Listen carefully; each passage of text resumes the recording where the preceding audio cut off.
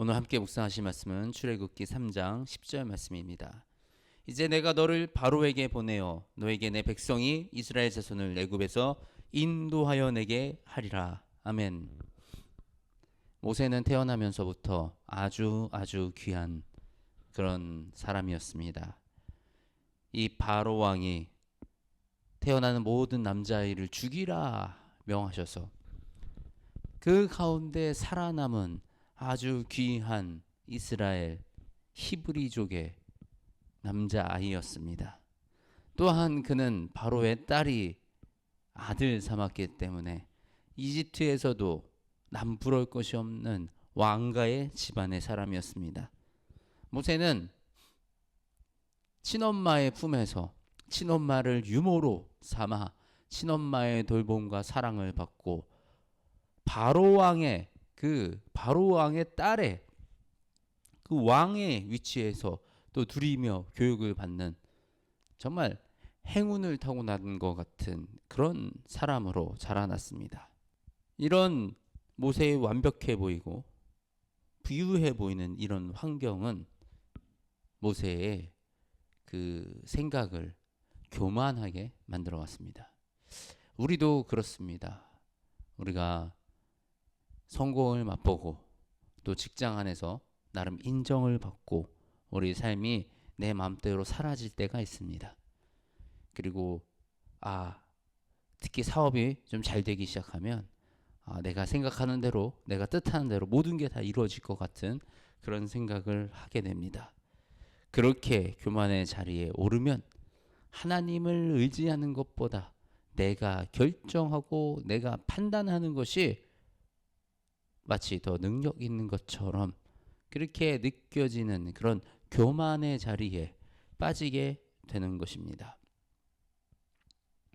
모세가 그랬던 것 같습니다. 모세는 이 동족이 그 히브리 사람이 이집트 사람에게 괴롭힘을 당하는 그 모습을 바라보자 이집트 사람을 죽여버렸습니다.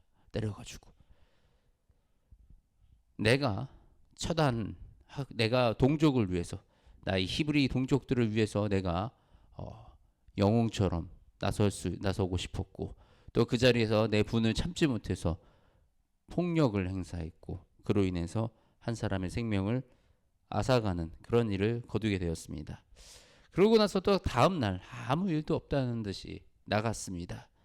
근데 그곳에 히브리 두 사람이 모세의 동족 두 사람이 싸우고 있었던 것입니다. 모세는 그들에게 어찌하여 네 동포를 치느냐, 네 싸우지 말아라 라고 얘기를 했더니 그 중 한 사람이 누가 너를 우리의 재판관으로 삼았느냐 라고 하면서 이집트 사람 죽인 것처럼 너도 나를 죽이려 하느냐 이렇게 얘기를 합니다. 모세는 깜짝 놀랐어요. 어제 그 일은 자기만 아는 일이라 생각을 했는데 소문이 났구나.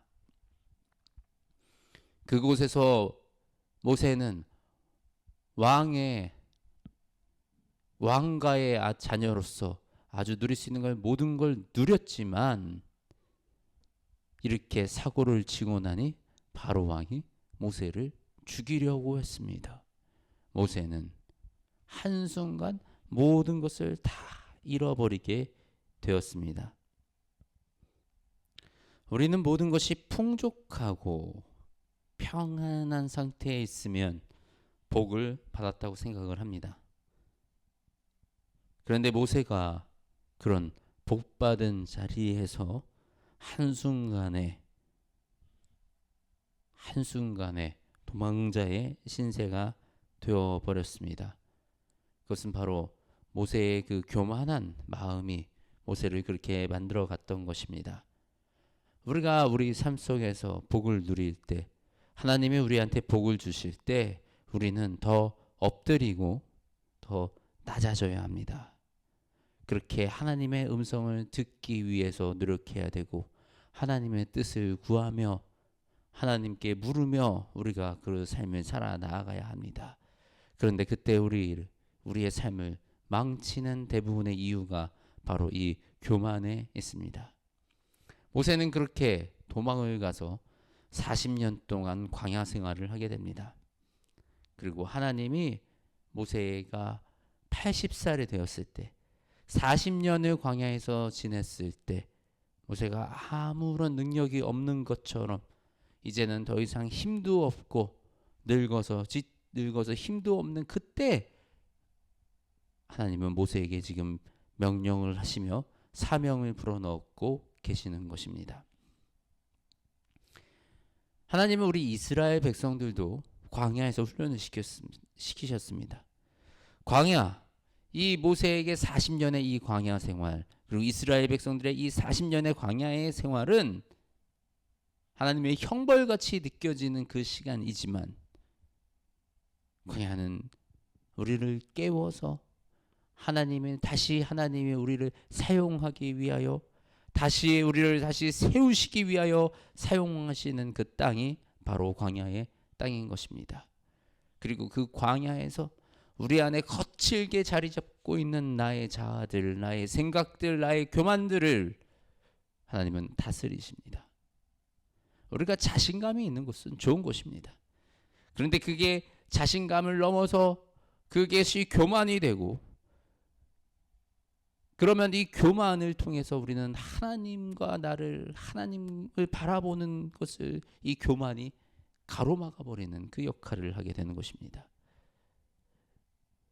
그래서 우리가 이 교만이 거두어지고 하나님 앞에 나아가 하나님의 음성을 듣고 그 하나님의 음성에 순종할 수 있는 상태가 되어질 때까지 하나님은 기다리시고 하나님은 우리를 빚어 가시는 것입니다.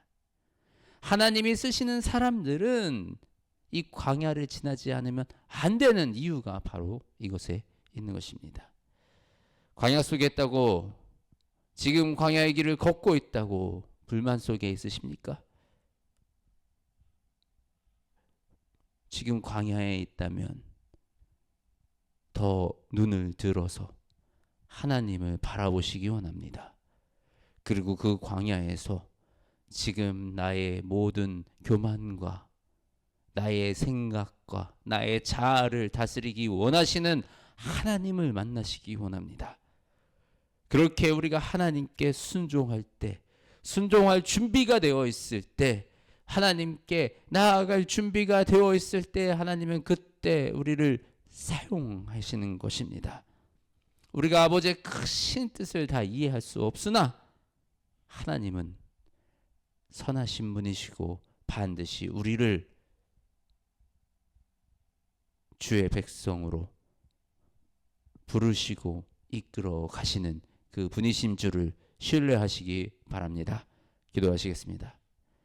하나님, 이 아침 하나님께 영광 올려드립니다. 만물의 주인 되시는 하나님이시여, 주님은 선하시고 인자하십니다. 우리가 주님을 찬양하오니 주님 이곳에 함께하여 주시옵소서. 오늘 말씀을 통하여 우리 모세의 삶을 통하여 모세를 연단시키시고 하나님께 순종하는 자로 만들어 이스라엘을 구원하는 귀한 사역에 사용하시는 것을 우리가 바라봅니다. 아버지, 우리가 하나님의 그 크신 뜻을 모두 이해할 수 없지만 주님은 선하신 분이시고 주님은 인자하신 분이심을 아버지 우리가 기억합니다.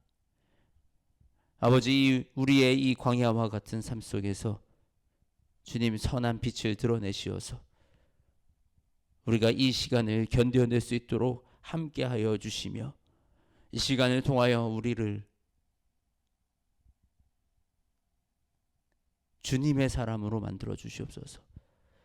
그리하여 우리가 주님께 순종하고 언제나 주님을 바라보며 주님의 음성에 귀 기울이는 그 한 사람이 될 수 있도록 주님 우리를 만들어 주시옵소서. 그리하여 주님이 사용하시는 그 사람이 되어 우리가 주님의 일에 쓰임받는 그 사람이 되어 이 시대에 우리가 감당해야 될 모든 일들, 주님이 주시는 그 사역들을 감당하며 살아나가는 주님의 백성들이 되게 하여 주시옵소서.